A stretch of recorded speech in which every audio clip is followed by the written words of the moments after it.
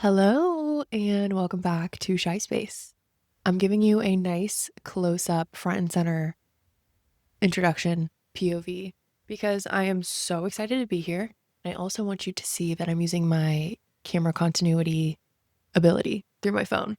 So we love that. We are leveling up here at ShySpace. And if you watched my last episode, you saw that we've made a change with some of the equipment and just the actual space. I'm just filming on my bed now.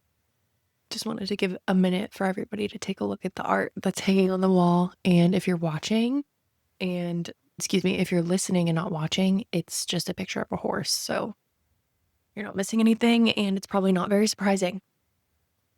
Anyways, welcome back to Shy Space. My name is Shy. I'm the host of this podcast. If you forgot about me, that's fine. I forgot about me. You probably did because once again, it's been months since I've been here. I'm like that shitty uncle.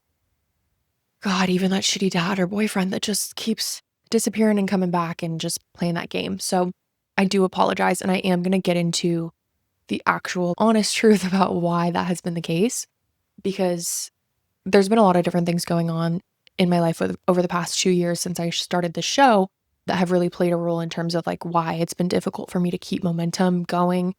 And so I want to talk about that because, like I said, I haven't talked about that ever and it's important. So anyways, I appreciate you guys being here with me. And really, as you can see from the title of today's episode, like I just want to talk a lot about happiness and like how you can really extract the most happiness from your life through like sharing some experiences that I have endured over the past couple years and what it's taught me so that you don't have to learn it the hard way like I do because I'm such a hard-headed individual.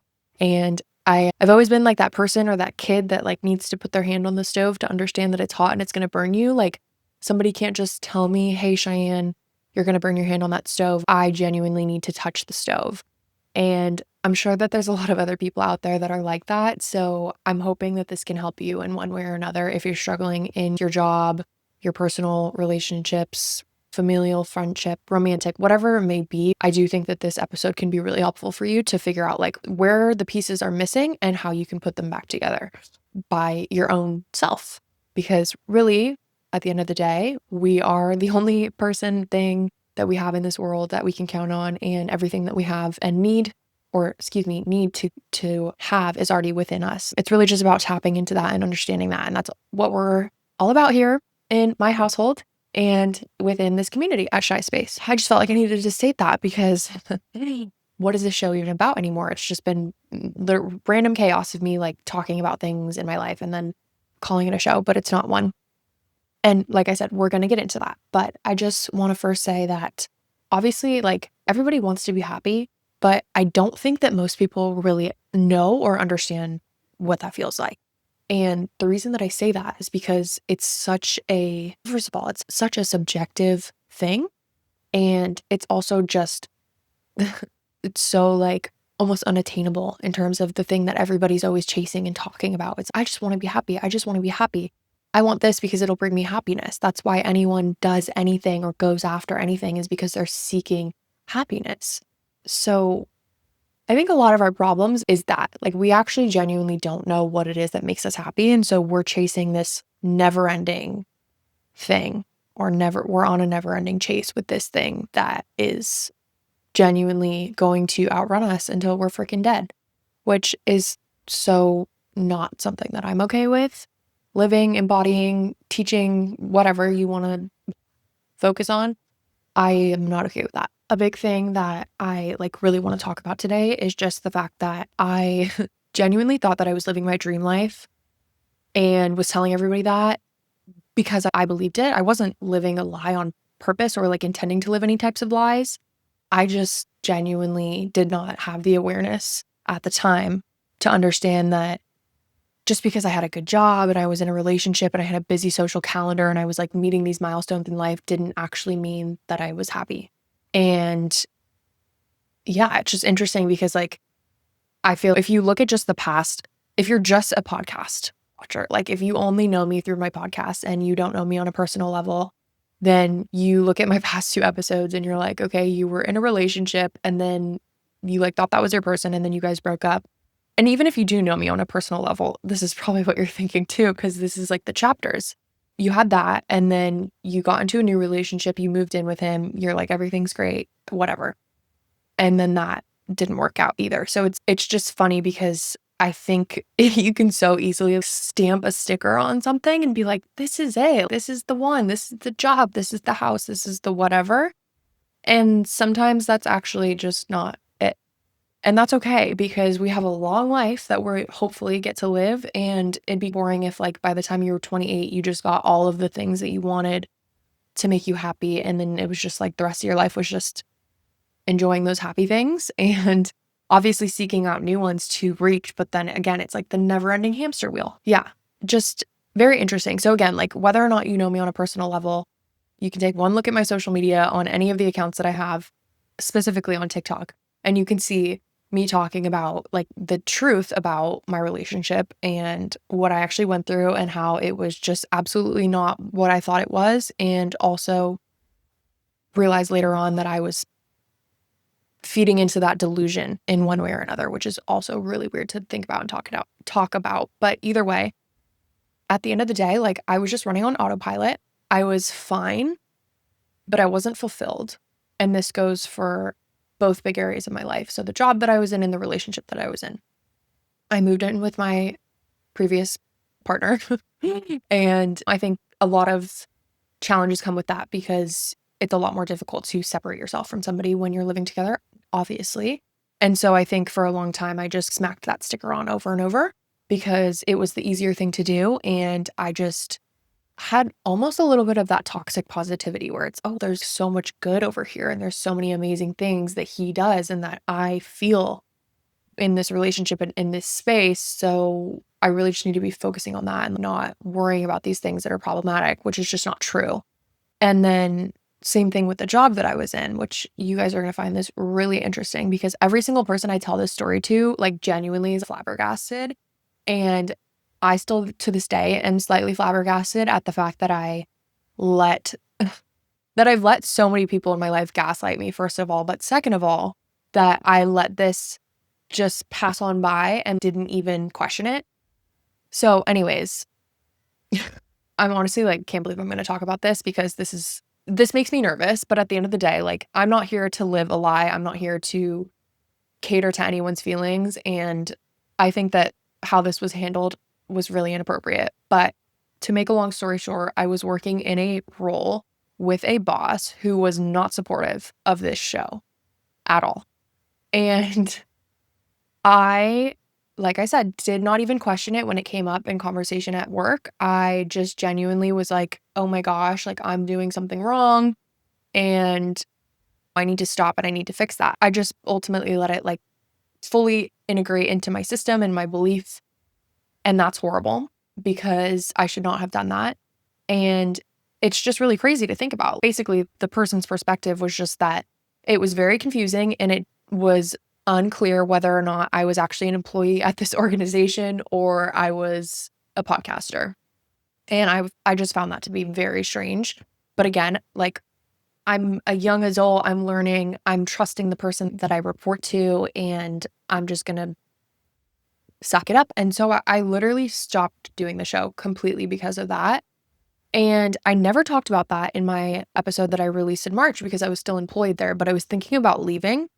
And my boss obviously didn't know this at the time, but I was just really unhappy and I was considering leaving. And so I just wanted to do the podcast to see how it felt and also to see if there would be any backlash, to be completely honest. And there wasn't, but I was one foot at the door at that point anyways, I think, because I was just so unhappy.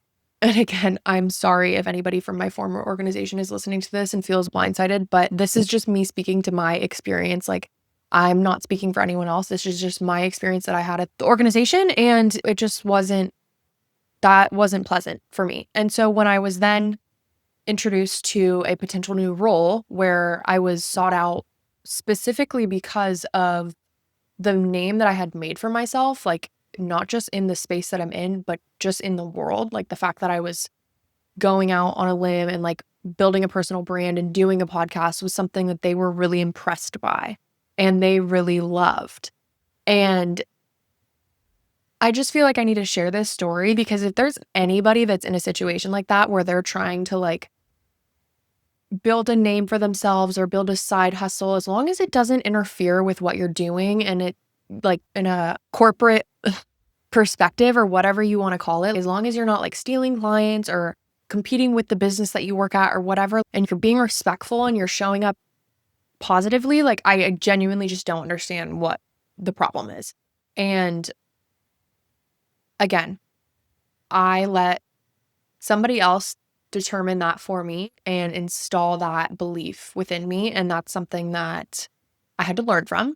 And I wish that I had stuck up for myself in that moment. And I think I did a little bit, but I was too scared to say that I was going to keep doing the show.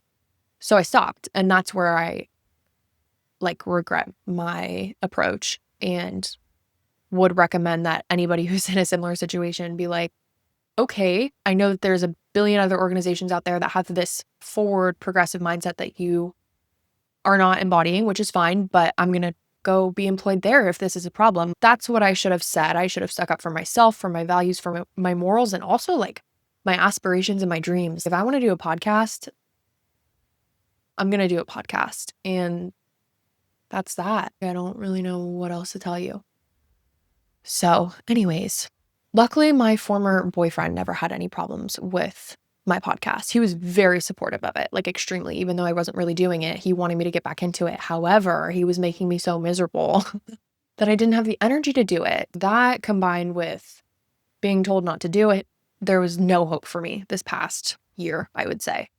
But that's why I wanted to share that story because one, I think it's extremely valuable for anybody who could be potentially going through something similar. And then also just trying to explain. I swear to God, I'm actually very passionate about this and I really want to do something with this podcast. Like it's been a tough one for me. Everything happens for a reason and I've learned a lot from that. But I'm getting off on a tangent here, which I always do. So I apologize. So really the point of like me sharing all of that is because in this episode, I'm trying to talk about why things happen, how to spot when things are wrong, and really highlight and identify how you feel when something is wrong so that you can anchor that and know that and trust yourself. And then how to actually build a life that feels good from the inside out, because that's ultimately what matters. Sorry, I had to turn my air conditioning off because I'm pretty sure that'll mess with this very delicate microphone that I'm using. So let's talk about how to live your best life from the inside out. So first, I want to talk about our nervous systems. Just really briefly, we can dive into this deeper on another episode because I haven't prepped any notes on this. But just talking about living in fight or flight, living in rest or digest, and how we can make sure that we're maintaining a healthy balance between the two, because obviously fight or flight is there for a reason. It does keep us safe. It does keep us protected. But when you're in it long term, it's actually detrimental to your health. And that is what creates disease and manifests as depression, anxiety, and all those things. I have been in a like unlearning and rewiring period in my life the past couple months since my breakup, because I've had to rewire just trusting myself and trusting people after the abuse that I endured from that. And then also just feeling safe, like in my home, essentially. And then I also have a lot of weird thought patterns of feeling like I'm doing something wrong at work and that I'm in trouble at work because of some of the situations that happened with another employer of mine. Sorry. I'm just like getting so anxious because I really hate talking about this stuff. I'm like scared right now that I'm going to get in trouble for talking about this. And it's crazy because it's like I'm just talking about an experience that I had. I'm not even really doing anything wrong.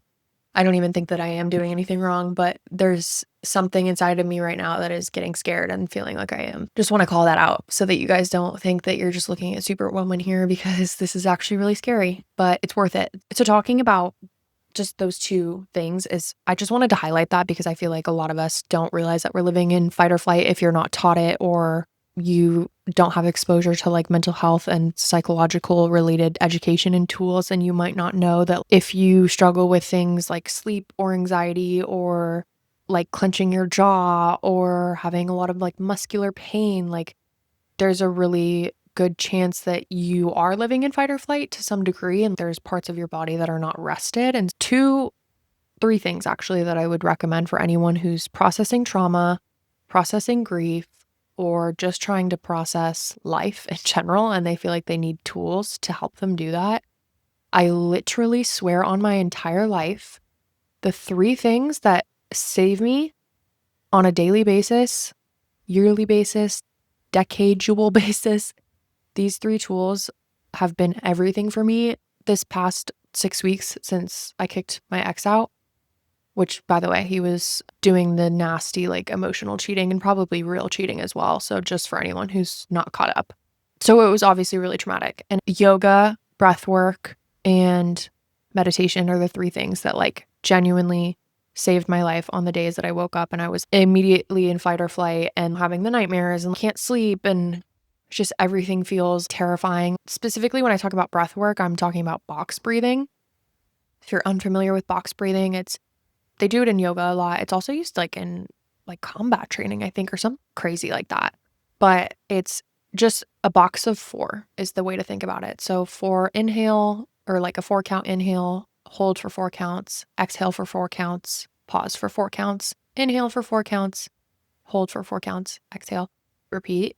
I swear to God, like, they must put some type of, like, crack cocaine in the nervous system release that happens when you do box breathing, whatever that, like, neurotransmitter or whatever what am I even saying? Whatever that brain thing is. What are they called? Like, oxytocin, the chemicals. Oh my God, am I okay? I just called them neurotransmitters. Like, I'm doing too much. The chemicals in your brain that are released when you do box breathing, it's genuinely, I swear to God, it's equivalent to crack cocaine, because, or like the opposite, I guess, because it just makes you feel so good. It's just calming me down just thinking about it, literally, just knowing that I can use that. And this is a random side story that I'll just tell really quickly of a tangent, but I bought a horse recently, and it's my first horse that I've owned. And that's a lot of responsibility. It can be quite scary. And I've literally had to find myself, like, using the box breathing technique while I'm at the barn or while I'm riding my horse, because you, like, I just literally freeze up. My entire body freezes up and I stop breathing, and it's, like, totally chaotic. Yeah, I really hope that helps someone too, because I swear, like, I'm this you can't see me, I'm praising to box breathing, like, I would give everything to it. That, I feel like, for me, is how I route to living my best life. That is the way that I've been able to find, this is what feels good, and this is what feels good, and, like, this is genuinely what I want, and this is what I get excited about. Because when I can bring myself to that calm state, I can feel what it's like to be in that best life by envisioning it, and, like, it really becomes clear what I need. And so when I'm in that chaotic, like, I don't know what I want to do, sometimes I'll get so flustered about just, like, planning my day. I'm, like, single again. I have the weekend to myself maybe, and it's just like I have no plans, and I get so overwhelmed with all the things that I want to do, or I feel like I need to do and feel like I have to do, that I just shut down and can't make a step forward. And so then I'll rot on TikTok all day. I know somebody out there probably can relate to this. I think this might be, like, ADHD-esque, but for me, it just feels more like anxiety. But either way, when something like that happens, I'm usually like, okay, I need to meditate and figure out, like, what I want to do, or I need to do box breathing just to reset myself. Or if I literally am just like, I don't know what the fuck to do with my day, or with myself, because I'm so chaos, I'll go to yoga if I can, because usually I'll walk out of yoga feeling like a new person, which is amazing. And there's no shame in going to yoga and just sitting in child's pose for a fourth of the class. I will do that on days where I really just need to be surrounded by people, like collective breathing, community movement, like feeling that energy and that love from the other yogis and the teacher. Sorry, I'm cringe, but, like, you genuinely feel it. It's not the same as just whipping out your yoga mat at home, or even going to the gym in your apartment building. Like, the act of going to a place where you share a collective understanding and a collective appreciation for the practice of yoga is really good for the soul. I know that people listening are going to be able to correlate that to something else in their lives. Might not be yoga. It could be riding horses. It could be motorcycles, riding bikes, running, you name it. There's a million things that people love to do that they, like, chase that high and that happiness from. Get out there and do it. But it's something, like, I feel like interesting to think about too, is why does our culture sell us this version of happiness that's so exhausting? Like, being so busy that your calendar makes you want to vomit when you look at it, and being so social that you can never even remember people's names when you're out because there's so many friends that you barely even know, of course. And also just trying to be like super impressive. Oh, I have this job, I have this car, I have this amount of money, this house, whatever it may be. It's exhausting. I don't know about you guys, but I am exhausted. I am so exhausted of the overconsumption. I am exhausted of the overdoing. I don't even know what to call it, but the act of like always having plans and always doing something.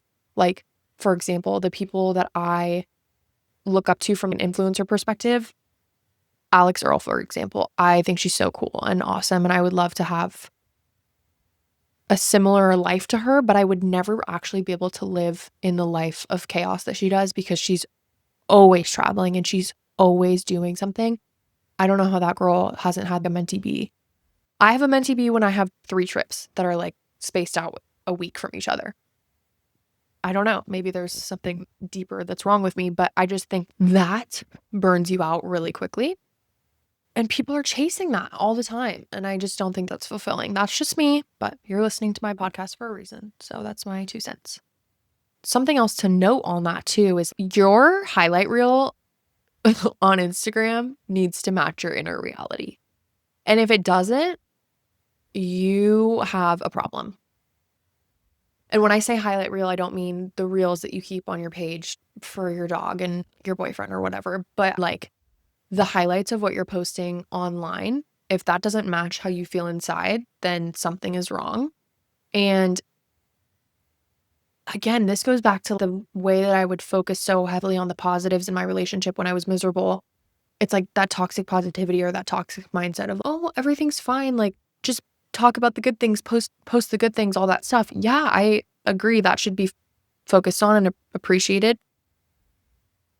But if there's not alignment, like actual authentic alignment, then that's right there a subtle sign that you're not as happy as you think. Another one is constantly chasing like the next thing, the next weekend activity, the next trip, the next purchase you're going to make, the next whatever, like next job, next milestone at work. That was a big one for me. Like anytime I reached a milestone, it was actually depressing. Like I felt like no happiness from it. And I was like, okay, something's really wrong here. Specifically, this is so sad to talk about because I feel it now. I have a delayed onset of happiness from this milestone, but this just goes to show like I was so miserable the last few months of my relationship that I finally fulfilled a dream that I've had for probably more than 20 years. I'm 28 and I can't even remember when this dream came to exist for me, but it is the longest standing childhood dream I've ever had, which was to buy a horse. And I finally got to do it. And I did it right in the midst of being in this horrible place in my relationship.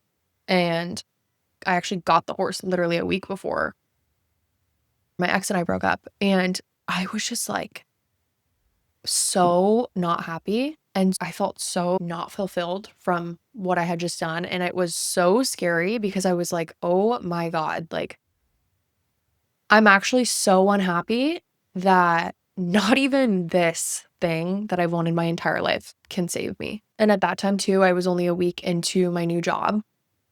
So I hadn't really shaken off the cobwebs of how I felt about my last role and the experience that I had there and how it dimmed my light. And then I had this stupid idiot that I was living with that was going behind my back and emotionally cheating on me and having really inappropriate conversations with other girls and also talking bad about me behind my back to other girls and just really being a horrible person and partner. And then I plopped this freaking horse child in the middle of it. And I was just like, I think I'm going to die. Oh, and then add the new job on top of it. Obviously thinking a new job is going to help. No, girl, there's so much more trauma and things going on that you need to freaking sort out. And yeah, it's really sad because obviously responsibility is really grounding, having a horse specifically, but only if it's something that actually is bringing you joy, not pressure on top of what you're already dealing with. Luckily, I got rid of the job that I felt like was not serving me well. And then I got rid of the man that wasn't serving me well. And now I'm in a much better place. But I also know that there's so much more for me to get to. One of those things being this podcast specifically. Until I start actually hitting my milestones with this podcast, like, we're still not done yet. There's still more happiness to be explored and fulfilled, because it doesn't just stop with a boyfriend and a job and whatever it may be. There's just so much more.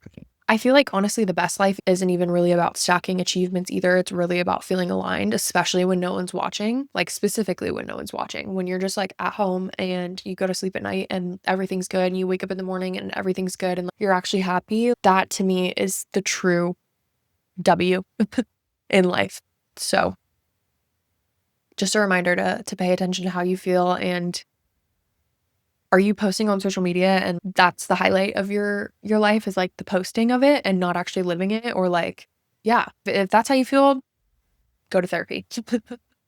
So I want to talk about being single again, because again, I know I'm not the only 28-year-old girl out there that's single.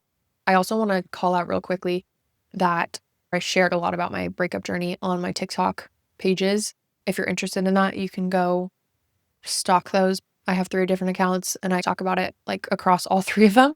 If you want like more tea information, whatever, that's on TikTok. I'm not going to dive into that right now. But the one thing that I didn't really talk about on there as much that I feel like is more podcast appropriate or podcast centric is losing that level of stability in my life, like having to kick out the person that I was living with that I thought I was going to marry. That's obviously a lot. And it really forced me to look at myself and be like, okay, like what actually makes me feel alive? Because you can't outsource your happiness to anyone else. What gets me up in the morning? Like what makes me excited? Because I actually, at this point, I had no idea. I was just getting up and I was just praying that the day would end as fast as possible. And that's depressing. That's no way to live. At the end of the day, change is really uncomfortable, obviously. But what's more uncomfortable is being stuck in a life like that where you are never fulfilled. And usually having a drastic change in your life is usually the one like specific catalyst that cracks us open and forces us to rebuild that happiness intentionally from the ground up. It's almost like shattering the rock and then you find the gem in it, right? The ugly rock on the outside or whatever. I'm not an archaeologist by any means. I'm just trying to use metaphors here. But anyways, I feel like that's cheesy, but I wanted to call that out because I literally feel like I had to be broken all the way down in my job, in my personal life, with podcast, with everything. Just broken, stripped down to the core for me to then be like, okay, this is where I'm at. This is where I want to be. This is what makes me happy. I know how to get there. And I'm sure as hell not going to depend on anyone else to get there, because that never does you any good unless it's from a community standpoint. But if you're relying on codependency, that's a different story. The actual formula for being happier, if you want to find one, is understanding that true happiness isn't a big secret. It's actually just small repeated choices that stack. It's not a big secret that showing up for myself on the yoga mat regularly is going to make me happy. But when I do it regularly, it does make me happy. And I do realize that compound effect. Same thing with showing up at the barn. When I was in the trenches of my depression and I wanted to skip the barn because I genuinely couldn't even be excited about my new horse, I forced myself to get out and go anyways, because I knew that compound effect of getting out of the house, getting into a new routine, building my relationship with my horse, getting to know my horse, doing all the things that I was excited about, even if I didn't feel excited in the moment, was going to make me happy somehow, some way. And it did. And it's crazy because it's only been like 6 weeks now, but I genuinely woke up one day and I just felt better. And I hate saying that because it sounds like it's fake and cliche, but I swear it's not. I was miserable. And then I woke up one day and I just felt better. And then I was waiting for the shoe to drop. The shoe hasn't dropped. And I just keep feeling better and better. We're making progress. We're making traction. Things are good. And it's because I was doing those things like meditating, again, forcing myself to go on walks, forcing myself to watch my show that I want to watch instead of doom scrolling on TikTok. Just all those little things. It's going to be different for everyone again, but this is just my experience. I also want to share 4 mindset shifts that I feel like really helped change a lot of things for me. The first one is to feel first and plan later. So stop making decisions based only on what looks good or sounds smart. Really ask yourself, how do I actually feel when I'm doing this? I feel like that's a really big thing that I ignored a lot in my life. And we could talk about that more in another episode. But just to give a quick overview, is just ignoring my intuition when I was in my relationship about big things too. And really just letting myself down by ignoring my intuition and not making the decision at that time to walk away or whatever. Same thing with when I had the conversation about the podcast with my employer. That felt so wrong. And I just went with what sounded good and what sounded easy and not what actually felt good to me. What sounded good and what sounded easy was to keep working the job that I had been working and not have to find a new one. And what sounded good and easy in my relationship was to keep dating the guy I had been dating and not find a new one, even though he may or may not have just called me the C word, because who knows why he even called me that. Get him out of here. So yeah, that's the first one. The second one is subtract before you add. So remove commitments, people, or habits that drain you before you pile on more solutions.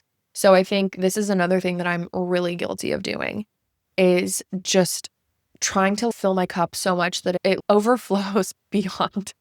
And then I just have a mental crash out and I'm like, I can't do anything. And I have to go back into that freeze or fight or flight, because it's actually fight, flight, or freeze. But people just typically say fight or flight. So going back to that freeze state is something that happens to me a lot, because I'll pile on a bunch of stuff and then I crash. So I don't recommend doing that. I definitely recommend, like I said, centering yourself, assessing, and really analyzing. Do I feel good in this job? Do I feel good in this hobby? Do I feel good in this friendship? Whatever it may be. Do I even feel good in this apartment? Do I need to change apartments before I can better my life? Who knows? Maybe you do. On that note too, this is super random. Maybe you need to decorate your apartment, because that's something that I did not do. And I don't know what's wrong with me, but after I did it, it feels so much better. The third one is to anchor your joy. So find 2 to 3 things and treat them like non-negotiables in your life and your routine. So for me, obviously that's going to be like time in nature with London. So whether it's on a walk at the park, at the barn, or just going to the barn, writing, having like honest conversations, and being vulnerable. These are non-negotiables for me. So I show up in my vulnerability in a lot of different ways. One of them being on the yoga mat, because that shit is really uncomfortable, and really talk about being vulnerable when you're in like downward dog. Just find those things and make sure you prioritize them. And then the last thing would be presence over perfection. So your happiest life will not be Instagram perfect. Sorry. Hate to break it to you. And by you, I mean me, because I love a good fake happy reel on Instagram. But it will be the moments where you forget to even grab your phone. I know that's cliche. I know, but I actually had to say that, because I swear to God, when I'm the happiest nowadays, it is when I'm at the barn and I do not touch my phone, except to take pictures of Coda. But it is so rare that you're going to get a text back from me while I'm at the barn. I literally do not care. And most of the time I forget for the entire time that I'm there. And then at the end, I'm like, wait, I need to take some pictures. You're not going to get a text from me. I'm not checking socials. I'm not doing anything. And I'm usually there for 2 to 3 hours too. And like I said, genuinely don't care about texts. If you need something, don't text while I'm at the barn. Don't even text me in general, because if you know me, you know I'm not going to respond. But definitely don't text me when I'm at the barn. So again, I know that was cliche, but I swear to God, those moments where, you're just feeling, I don't know, whatever. The takeaway from all 4 of those pieces of advice that I feel like is the overarching theme is that, again, cliche, but happiness is not a destination. It's actually, in some ways, a habit or a skill that you develop and practice every single day by filling your cup and actually showing up in the ways that you need to then have that feeling as a byproduct, by getting all those chemicals and neurotransmitters in your brain. That is really all I have for you guys today. I just wanted to keep it short and sweet, recap, catch up. Really excited about the path moving forward with this show, because now that I'm in an environment professionally where this is actually supportive, there's just so much more that I want to do with it and so many more directions that I want to take it. Very excited about that. Remember that if your life looks good but doesn't feel good, that's your cue that you are allowed to rebuild, and maybe it is time to rebuild it. And it's okay to start from the ground up. It's okay to start from zero. You're never too old. You're never too late. There is never a wrong time or a right time to do something. If you need to rebuild your life, This is your sign to start now, start today, because you'll regret it if you don't. Don't waste your time. The future version of yourself will thank you. And take that from me, the girl who was called the C word 2 months into her relationship and stayed for an extra 8 months to see if maybe things would get better. Don't do that, okay? That's seriously, take it from, again, me, the girl who puts her hand on the stove because she doesn't believe you when you tell her it's going to burn her. And another thing I want to share too is a challenge for you guys this week. If you're listening and it's a new week, or maybe you're wrapping up your week, take a week to notice 3 moments where you actually feel the happiest, not the ones that you post about, but ones where you actually feel it like in your core, in your soul. Write it down, whether it's in your notes app or on a Post-it, write it down, bring awareness to it, and try to cultivate that feeling again. Keep taking care of yourselves, be good to yourself, love yourself, and remember that I'm always here if you need anything. And if you're making it to the end of this episode, I love you so much and I appreciate you so much. And I'm really excited to talk to you again next week. Yeah, and I actually mean that this time. So love that. Cheers. Bye, guys.